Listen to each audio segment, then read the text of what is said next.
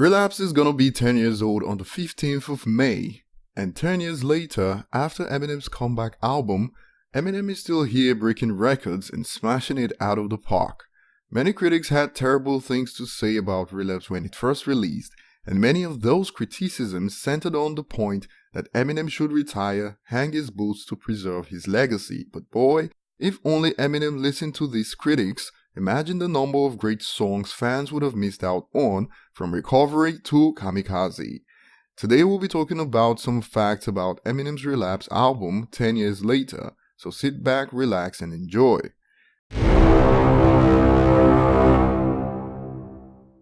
Welcome back, and if you're new to the channel, remember to subscribe and turn on notifications if you enjoy content like this, and also smash that like button to improve the reach of this video.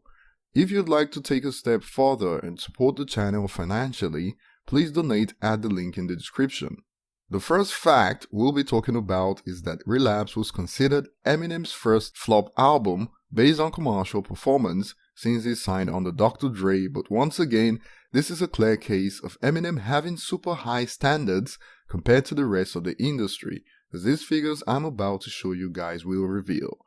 Globally, Relapse opened with first week sales of 1,007,000 copies sold in major markets around the world, a figure that even with the included equivalent sales of today, that includes music streams, no hip-hop artist is able to reach recently. Sales estimates worldwide for Relapse currently put it at 7 million copies sold, and this was in fact Eminem's first album since he got signed that failed to sell over 10 million copies worldwide. While the top rappers of today, even with the inclusion of equivalent sales, will view selling 7 million as a name in their career, for Eminem this was his first that failed to top 10 million, but Eminem bounced back the next year.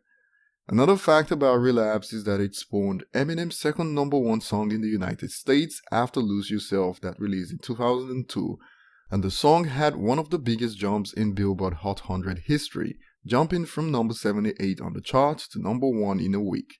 This song also won a Grammy for Best Rap Performance by a duo or group, and Relapse also won a Grammy for Best Rap Album. Although initial reception was mixed, several years later, Relapse is now considered to be a horrorcore masterpiece, and some even consider it to be Eminem's best work since his comeback, but I'd love to know how you guys rank this album in the comment section below. And one more thing, the Slim Shady LP released in 1999. Relapse spelled a comeback of Slim Shady since his major label debut in 1999, and since Relapse released in 2009, 10 years after Shady's first appearance. 2019 makes it 20 years now, but since Eminem has already released an expansion of the Slim Shady LP in 2019, known as the Expanded Edition, who knows what we could expect.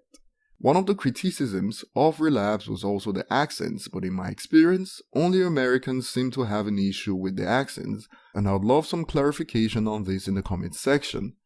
Leave your thoughts below, and remember to subscribe if you haven't. Thanks for watching, and see you in the next video.